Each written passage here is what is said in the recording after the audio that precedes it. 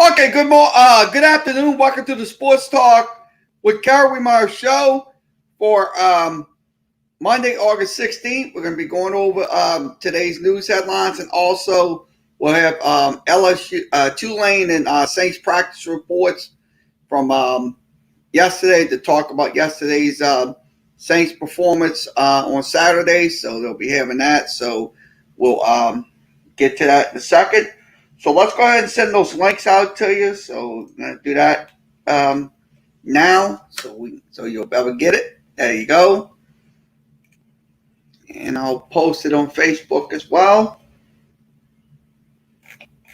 The video chat links to come in, talk anything in the world of sports.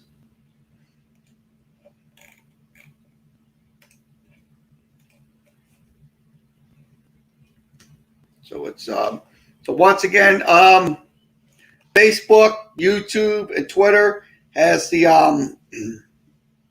StreamYard link, so you'll have your opportunity to come in and talk anything in the world of sports here on this Monday. Let's go ahead and go over to the practice reports. We have Tulane, and also we have New Orleans Saints. So we're going to go ahead and put that in for you. So give me a second, and we'll switch this over. Okay, we'll have Sean Payton talking about yesterday's Saturday's game with the Saints. So that was a Saturday's game.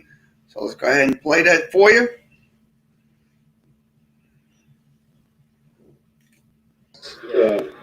We do a review really and correct game corrections, and then kind of get to all situations. They'll be off tomorrow, and then we'll have an install on Tuesday, and get back to really the next.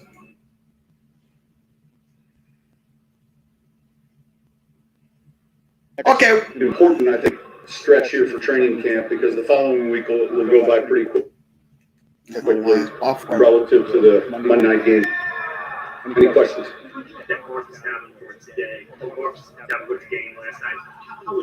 I thought he played well. I thought defensively we played well. I thought we handled some short fields. Field position wise, we started a couple times either on our end of the field or at midfield. But I think overall, it was solid. I mean, we did a lot of things well defensively. Sean, the guy like Kerry, who you see how physically he's going to bring, what does that kind of do? We don't get to see that in practice. Yeah, look, when you put the pads on, it's real important. And, especially when you watch these guys in the kicking game. So it's just more information. Obviously, it's good when it's in a game setting like that, especially for a lot of. Put it at 1080p. I don't know why it's buffering like that. Okay, apologize, folks. We're having a little issues with the videos, so apologize. Yeah, I thought he should. I think. Look, I thought the linebacker stood out when you watch the tape. Obviously, with 6 turnovers, that kind of goes without saying. So I knew it last night coming off the field. There was going to be a lot of things that we were encouraged with, and then things that have to get corrected. But I thought overall, it was good. What about Joel Johnson, his first game action as like a tight Pretty good. We've seen that too out here. like key changes? How do you put together the good with the fumble? How do you weigh those two together? Well, look, you're encouraged with some of the reps, but it's it's not a good night though. In other words, it just can't be. And runners that continuously fumble, there's an old saying, they're going to become someone else's runners. But I'm sure that he'll be able to, just as the others will, work on the security of the football. All of a sudden you're in a game-like setting, and it's not the ball security in a 4-minute drill, or when you're at the end of a game where you get your second. It's, how are you carrying the ball when it's just one hand, and the ability for all of those guys to understand that. And obviously you don't ever want to see that but it's better seeing it in the preseason now, and that's got to be addressed. That's got to be improved. So do you like to lose the last of days, or would you rather have one time season? So it is what it is. You know, we've had camps where we started with 80.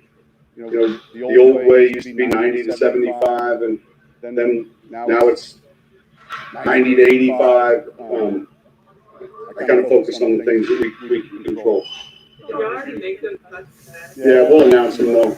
But yeah. Did you like being more of the Callaway that you've been doing on the practice field? Yeah, like I said, we saw some of that a year ago, and I don't know that anyone was truly paying that much attention. But if you went back and looked at some of those games, you know, we began to see that growth and confidence from him last year, and I think that's paid off for him entering to the training camp now, and you know his confidence level. So that was encouraging. And when you did take away positives from the tape, anything that you like from the first two quarterbacks, progression? Look, I thought we moved the ball. I think you know there are a number of teaching moments on tape. Thought we took a couple, 2 or 3 sacks that I would have liked not to have seen. Just understanding where we're at field position wise, and then you know there's being really detailed location throws, decisions, those type of things. But overall, there were some things to be encouraged about. What did you think about the cornerbacks, the first two, Crawley and Paulson? Pretty good. You know, they went after Paulson a few times. I thought he handled it well. He played well in the kicking game. Also, and you know, again, by and large, I thought I was encouraged with some of the things that we saw defensively last night. Obviously, when they're not throwing at Crawley, that's a good sign for Crawley. Yeah, I mean, look, I don't know. I have no idea if they're trying to. Sometimes your quarterbacks in a preseason game might be just picking a side based on his receiver or the play he's got called. You know, there's not a week spent on the opponent where you have a clear grasp maybe as to, hey, we're going to try this guy or that guy. And so I know if we start the season, whoever's opposite Marchand is going to get tested. But I think sometimes during the preseason games, it's a byproduct maybe of where their play is going, and you know you play what you have to defend. You mentioned some of the young linebackers even before the game. Did they take another step forward? I thought they stood out. I mean, I thought we tackled well. I thought they played with good energy. The group of them,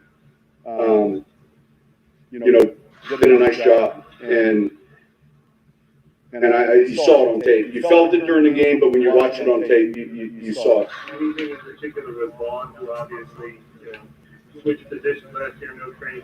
Yeah, look, these guys got some flexibility. It's hard to, when you go to the game with 5 or 6 linebackers. You know, it's not like you're going to the game where your 4th best linebacker might enter the game and he has to play either or, as opposed to saying, well, because it's not Will, it's and so.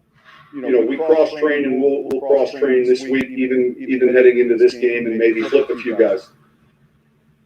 You mentioned last night that Wehmeyer is going to play, just the fact he's going to keep him in football. I think you have to. Yeah, I think you have to. So, when last night, you think when he comes back? Well, look, I think we're deep enough. We hope we're deep enough there. I think, look, his best position is obviously that of the 3 technique, and so some of that was just, us in that game based on our numbers. All right, thank you. Okay, Willie Fritz. We'll go ahead and play Willie Fritz. I practiced out of the Saints indoor facility out in Metairie. I was very appreciative of the Saints allowing us to go out there and had a great practice. It's nice and cool, 72 degrees, and did some team periods. We worked a little escape period and punt block, punt return unit, and we worked some kickoff return. Did some 7-on-7, some 1-on-1, a little inside period. We call it two spot here, and it was good. It was good practice. I thought we got a lot out of it today. Watching the tapes from the scrimmage, what were your overall thoughts on it, and yeah. I thought for a first scrimmage, I thought our guys tackled pretty well. Usually the first scrimmage, it's sloppy. The guys did a nice job with their approach to tackling and maintaining the leverage, using their arms to tackle. A lot of times, defensive guys, particularly in that first scrimmage, they think they're an offensive player. They're blocking guys instead of tackling. So it's probably the number one takeaway for me. It seemed like JoJo had a lot of success too. I mean, what about, I know he's kind of undersized for your average defensive lineman. What about that build gives him an advantage? He's got built-in leverage. He's always talk all the time about blink your eyes and throw level of your opponents. And you're playing with leverage and that synchronous. He's already there most of the time. He does a great job contorting his body, and getting skinny, and then he's got a great explosion. From here to there, he's really fast and quick. He was a guy who was pretty productive at Memphis for a long time. How did that whole process go? He decided, Well, his mom's from here. He lived here until Katrina. He moved to Houston. He wanted to come back home and play his last year here. And after he got in the portal, he contacted us. And he came on over this way. It really wasn't much recruiting. That's where he wanted to be, so he could be close to home. Was defensive line maybe an area you guys wanted to address, whether it be recruiting out of high school or the portal? Yeah, we're always we're going to have probably going to over recruit a little bit on the offensive defensive line. It's just so hard to really project guys. It usually takes a little bit longer, particularly with the offensive lineman, to develop. But I thought we've got a good group of defensive linemen right now. We've got some big guys, but we'll always take a great player if we get him. The super seniors that came back for this year, for their COVID years, you had said ahead of time that had to be their decision. You weren't good. Just how did you approach that whole process? And you got 7 that were already on the team that are back this year. I stayed out of it, just waited a while. It was a long season last year. It was a stressful season. The COVID protocol we had to follow. I just kind of waited until the season got over. They came back in January, and a bunch of guys felt great about it. It had to be their decision. We were going to work. It wasn't their decision. Most all those guys have already graduated. Some of the guys have timed it up where they're maybe only taking 3 hours in the fall. Other guys are getting their masters. I think a couple of guys are getting their MBA in December. They'll be finished with that. So it's a great advantage for them to academically, professionally, get a job, having this extra degree. And then also, some of them want to show that they can play at the next level.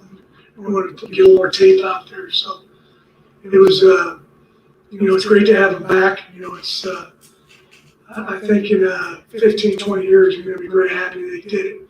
They only got a small window to play football.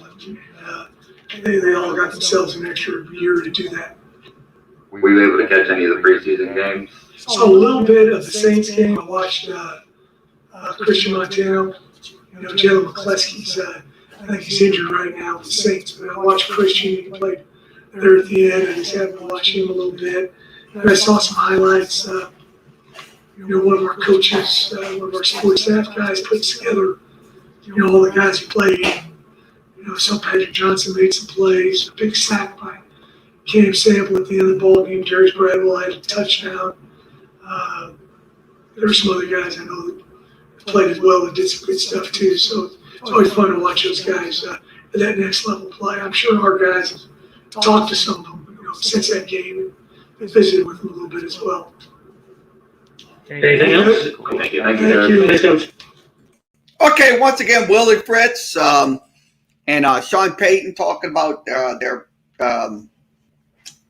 Once again, I'll be honest with you. Look, we're gonna have a lot. We're gonna have a lot to work on with this Saints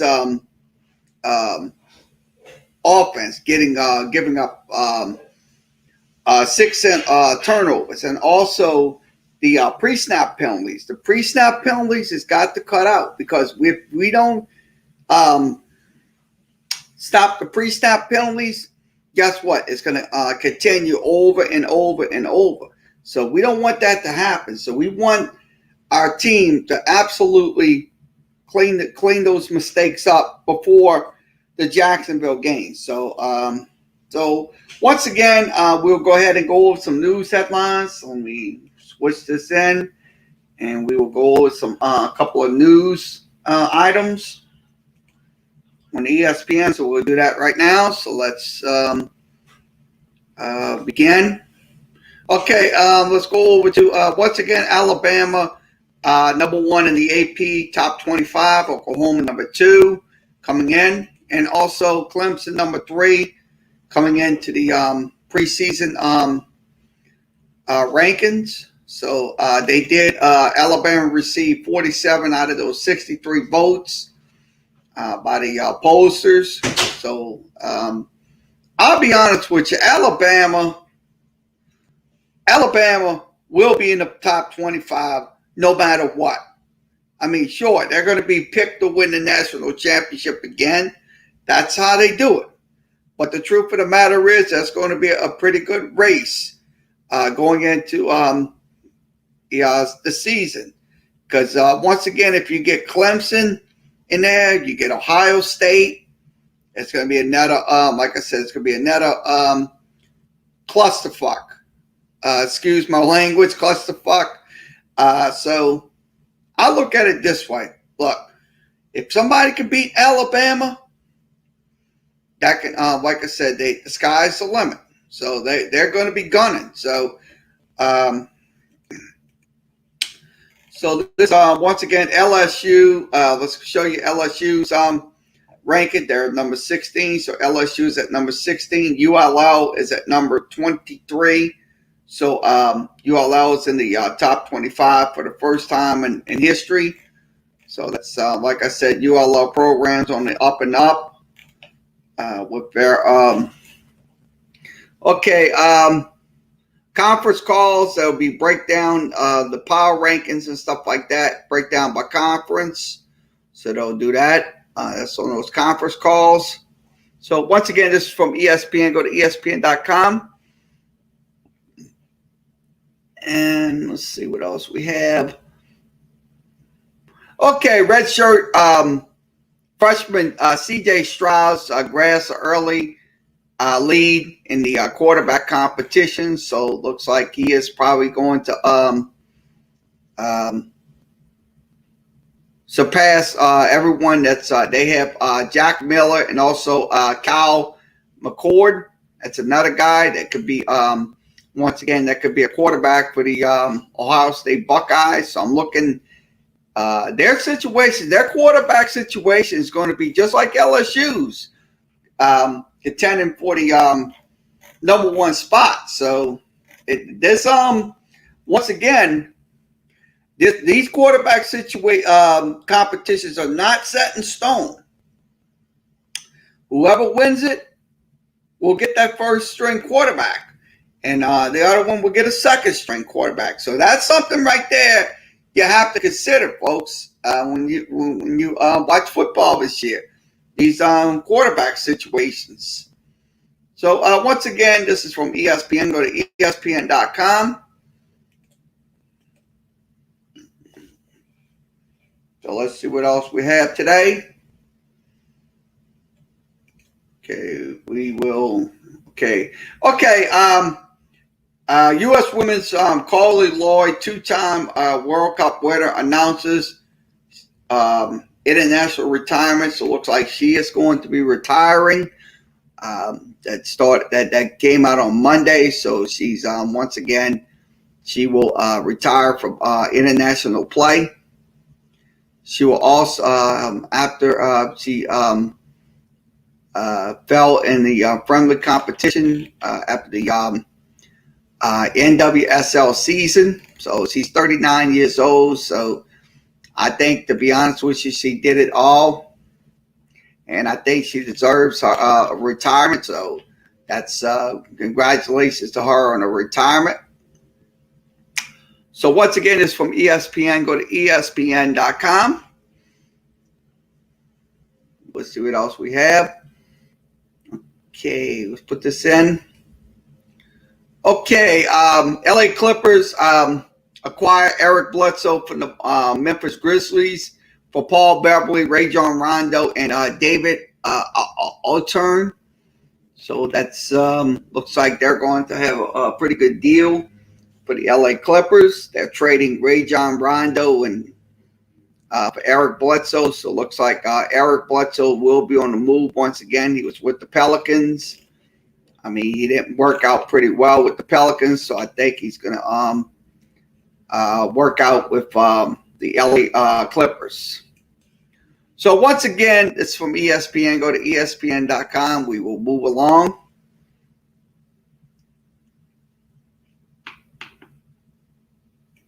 Let's see what we have. Okay, Barcelona debut soared at 135 euros. That's what the president of the association says, as Joan Laporta calls out the lies and persecutions and stuff like that. So that's what they're discussing. So once again, this is from ESPN. Go to ESPN.com.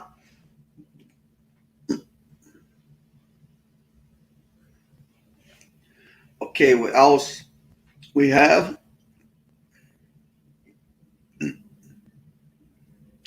Okay, T206 Horns Wagner baseball card sold for $6,606 million. That was a scatter. That was a pretty good price. Look for that card for Horace Wagner. So so that's the card right there. Showing you. He played with the Pittsburgh Pirates back in the day when baseball began. So I'm gonna tell you, look, these cards, these old baseball cards that they have. I mean, like if you got a Mickey Mantle or if you got a Willie Mays card, that card's gonna worth something sooner rather than later. Because look, if you go to a sports baseball card shop and you go give them say for instance, you give them a Drew Brees type of card, guess what? They're going to price that real high. I mean, you'll be able to get something out of it if you get like a Drew Brees card. So I'll be honest with you, that's a pretty good price for a Horace Wagner card. So once again, this is from ESPN. Go to ESPN.com. So let's see what else we have.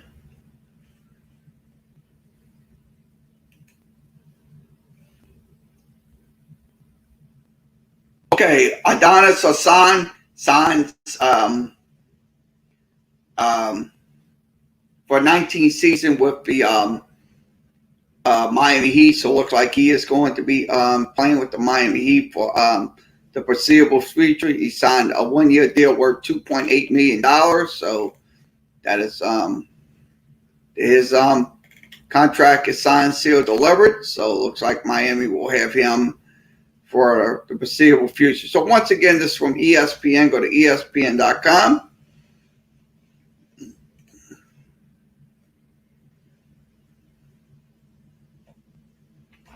Okay, let's see what else we have.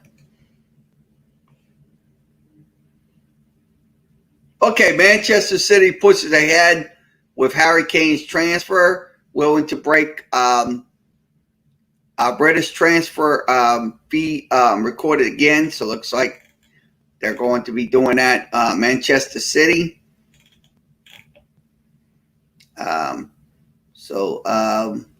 once again, for Rob Dawson, correspondent, you can follow him at ESPN.com.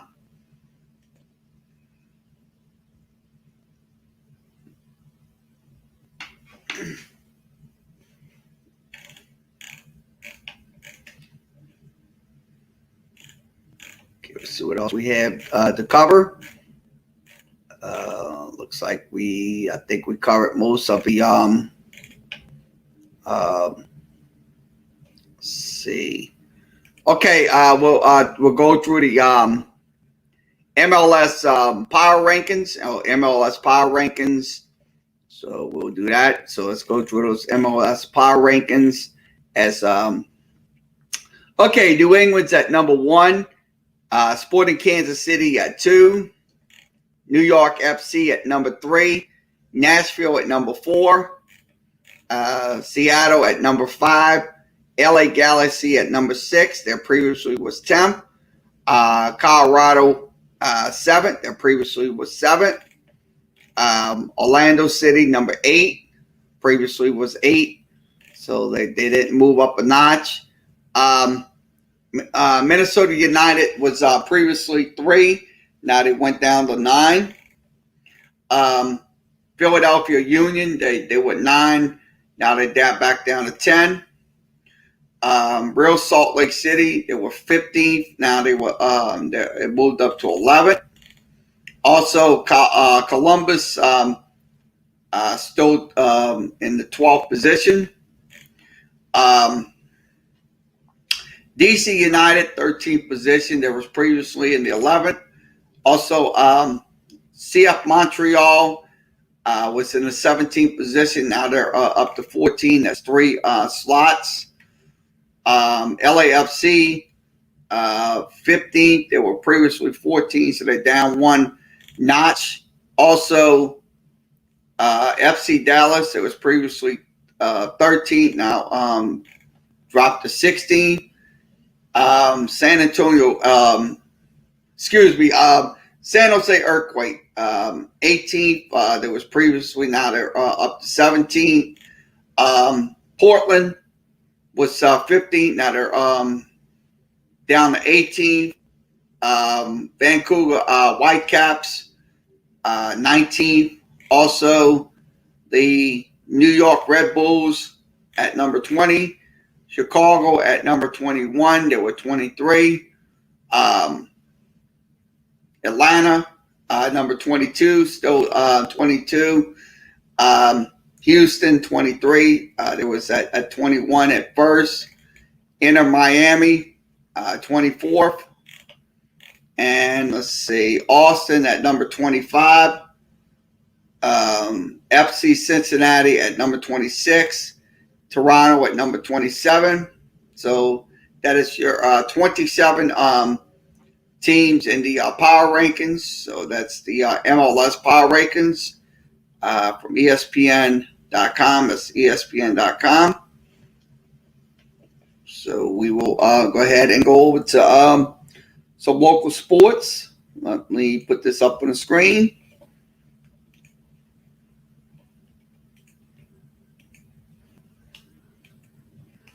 Okay, let's go over to Al Dupree's article. Saints roster solid in many ways, but wide receivers, cornerbacks still lacking enough answers. So that's what they're discussing. So yeah, I say this: the wide receiver core is definitely going to be some questions about the wide receiver core. Who's going to be in that slot? With Michael Thomas, because Michael Thomas is going to be out. I mean, look, he had some issues and stuff like that, but I think that you're going to have some wide receivers that are going to step up for the Saints and become that number 1 wide receiver. So that is also the cornerbacks as well. Is going to have some competition. So that is something you got to definitely look at. It's the wide receiver position and also the cornerback position. So if the cornerback position pans out, you might have a good secondary. But if you're same thing with the wide receivers pan out, then the wide receivers will be good. So that's something right there we're going to be looking at during the 2021 season. So Once again, this is from Crescent City Sports. Al Dupree is the NFL draft expert on Crescent City Sports. Okay, update LSU 2022 recruiting class targets. So it looks like they're going to be going after some players for the 2022 class. That's Harold Perkins. He's from Cypress, Texas. Shaz Preston from St. James is another guy. Also, Oliver Thomas, excuse me. He's from Niceville, Florida. It's another guy. Kendrick Law. It's another guy. He's from Captain Shreve. Also, Javon Trapp from Tap from a Simpson Catholic. So these are your quality players that LSU will be targeting for the 2022 recruiting class. So Earl Little, this is another young man that's probably going to be recruited by the Tigers. So LSU, look, they're going to be looking for some pretty good sustainable talent in 2022 and beyond. So once again, this is from Crescent City Sports. Go to crescentcitysports.com.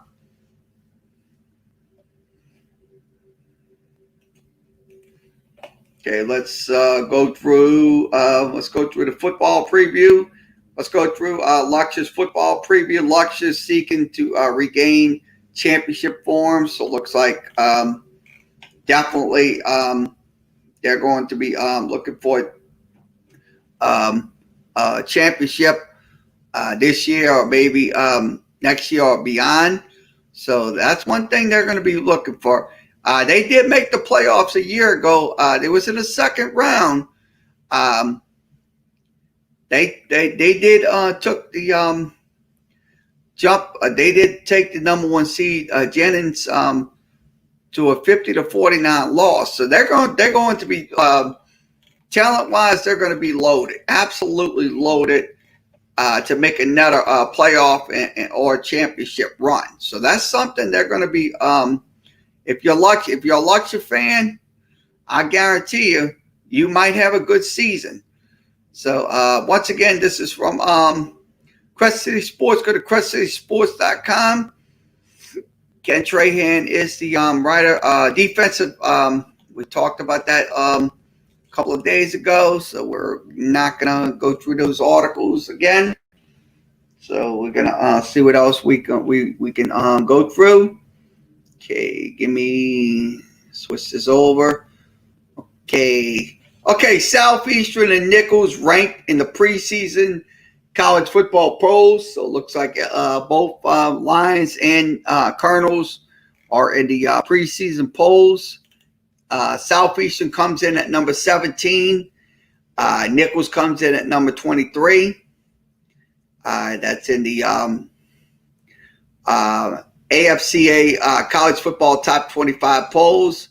That's the American Football Coaches Association. Southeastern's at number 21 in those polls. So it looks like these two predominantly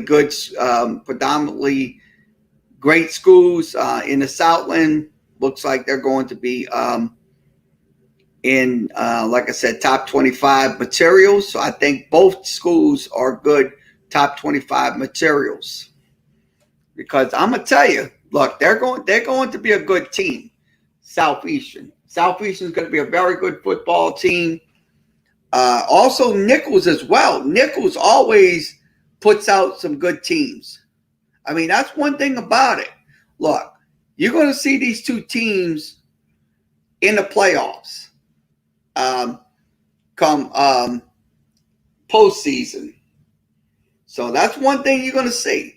I mean, sure, Southeastern's going to have a very demonstrative schedule, but the truth of the matter is, and also Nichols are going to have a very tough schedule, but the truth of the matter is, I think these two teams can overcome those obstacles. So once again, top 25, Southeastern at number at number 20, at number 20, 23 and 17 in the polls. So they're 21 in the 21 in the coaches, and also 17th in the other polls. So this is so once again, this is from Crest City Sports. Go to crestcitysports.com. Okay, football preview. Haynes continues its winning ways. They had a 4-3 record during the post-COVID era. That's 2020. So I look at it this way. This is going to be another football team on the rise in their classification. So I think that's probably going to be another team in their classification that's going to be very consistent when it comes down to it. So so once again, this is from Crescent City Sports. Go to crescentcitysports.com. That's crescentcitysports.com. And we'll see what else we have. And looks like we covered most of the sports here. Okay, let's see. Let's put this in. Okay, Pelicans quietly putting together a winning off season. So I'm glad to see that happening with the Pelicans because I look at it this way. You can't. The Pelicans fans are not going to put up with another season of losing and not making the playoffs and stuff like that. So that is just like I said. That's just they have to get going. So they did not get Kyle Lowry. So they did not get him yet. Hopefully they probably will go out in the market and get him and stuff like that. So that will help out the Pelicans in the long run. Because look, the Pelicans are going to need absolute depth when it comes down to it. Because look, if you're going to make the playoffs, let me put this. If you're going to make the playoffs, you have to have depth. That's one thing you have to have is sustainable depth on your team. If you're going to make it, because you're going to have look at Atlanta, a team that was mediocre, built up their team, just like Phoenix built up their team because Coach Monty Williams went out and got those players that they needed. So that's something you're going to be facing. It's those teams like Phoenix. Now the Lakers is going to be reloaded. That's another team that's definitely going to be reloading in the West. Same thing in the East. You're going to have Milwaukee reloading. They're going to be the champions, but they're going to reload. Same thing with Atlanta. So once again, this is from Crest City Sports. Go to crestcitysports.com. That's crestcitysports.com. So we will go ahead and give you, show you, put some Twitters in. So we will show you some Twitter news. So let me go ahead and switch this over, and we'll put the Twitters up in the screens.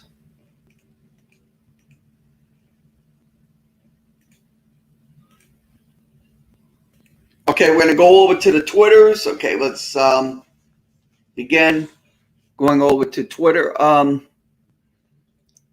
Okay, let's see. Mike Scoreball.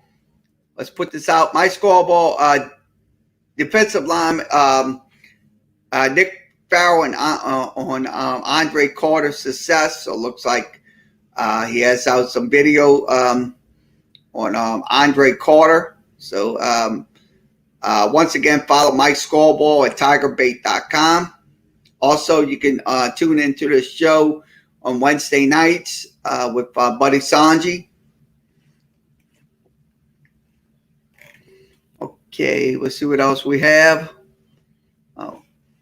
Also, Cade York strives for perfection. This is from Mike Scarball. So he had some interviews with Cade York.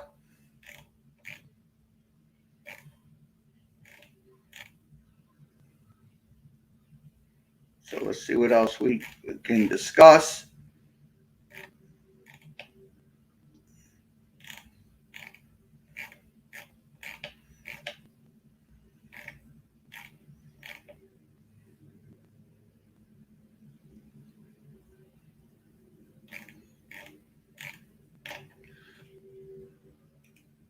Okay, Roman Reigns on Jimmy Uso's recent arrest. So it looks like Roman Reigns is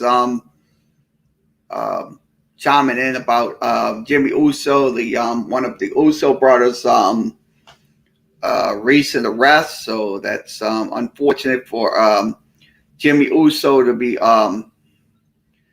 be getting arrested on a DUI charge. But the truth of the matter is, he should have never done what he done. Because, like I said, that can end your career in an instant. So, once again, this is from Twitter. So we're going to go over, let's see what else we need to talk about here. So Trey Murphy looks like he's doing pretty well. So this one of the videos we'll show you is a nice little efforts in games. So that's on defending Cooper. I'm trying to say his name. Okay, let's see what else we have before we wrap this up. Okay, BC Lions added kicker Jimmy Camacho and Felix Menard Brainer. That's Brain. So that's the two. So that is from the BC Lions. Follow them at BC Lions.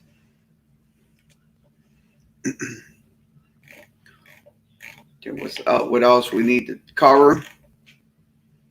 Okay, let's see. Rays to sign David Robinson. Looks like he is going to be going over to the Tampa Bay Rays. So this is from MLB Trade Rumors. Follow them at MLB Trade Rumors.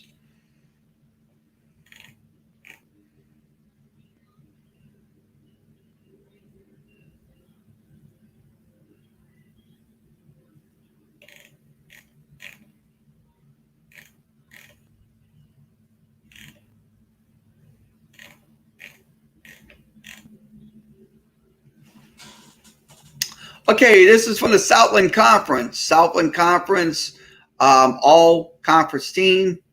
So one player from Southeastern is on the all conference team. So it's the preseason first team, and then another Southeastern players on there as well. So once again, the Southland Conference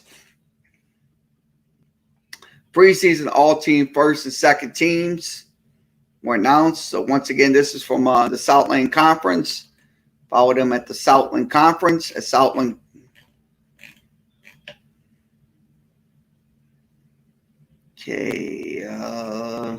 Okay. Practice picks from Dillard University. Dillard will open up their 2021 volleyball season when it that'll be on Friday, August 20th. They will have a match with West Virginia Tech. So that's going to be in the Mariner Invitational. So once again, this is from Dillard. Follow them at godu.com. That's godu.com.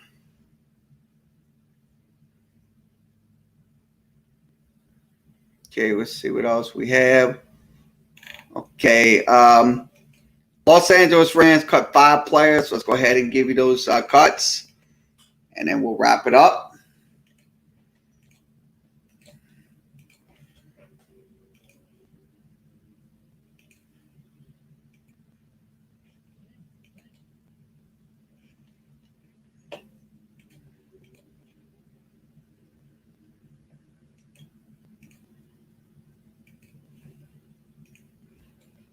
And then we'll wrap it up today. Okay, the Rams cut 5 players. They cut, they waived Austin McGinnis, also Derek Monskra, and also Ryan Pope, Max Robinson, and George Silverman. If I'm saying his name right, that's 5 players that definitely won't be playing for the cut roster. Is going to be down to 85, so they have to get those down to 85. So that is 5 players for the Rams are definitely going to be looking for new teams. So once again, this is from NFL Trade Rumors. Go to NFL Trade Rumors, and we will wrap it up in just a second.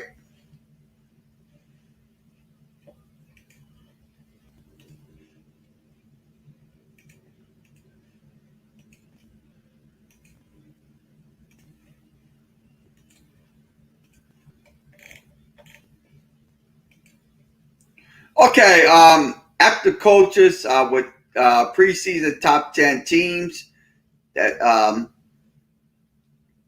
finished here unranked. Ed Orgeron, James Franklin from Penn State, Marcus Mario Cristobal, Paul Price from Wisconsin, Gus Malzahn from Auburn, Jimbo Fisher with Florida State. He's now at Texas A&M. Brian Kelly with Notre Dame, and also Lane Kiffin with USC. So this is from Brett McMurphy. You can follow him at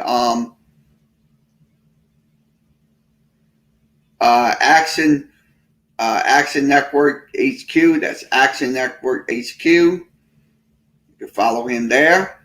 So let's go ahead and wrap this up. Okay. Once again, thanks for joining us for this edition of Sports Talk with Kerry Wehmeyer Show. We'll be back on tomorrow.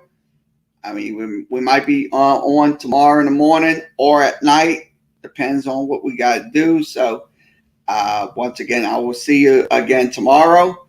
Like, share, and follow us anytime. You can follow us on the Facebook. I'll put the addresses up on the screen. Follow us at facebook.com/KLW. Give us a friend request there. That'd be fine. Also follow us on Twitter at Talk Kerry. That's TALK KEROY. Also follow us on the YouTube channel. We will be doing live play-by-play coverage on all 3 networks, whether it's Facebook, YouTube, and Twitter. We will be on those platforms.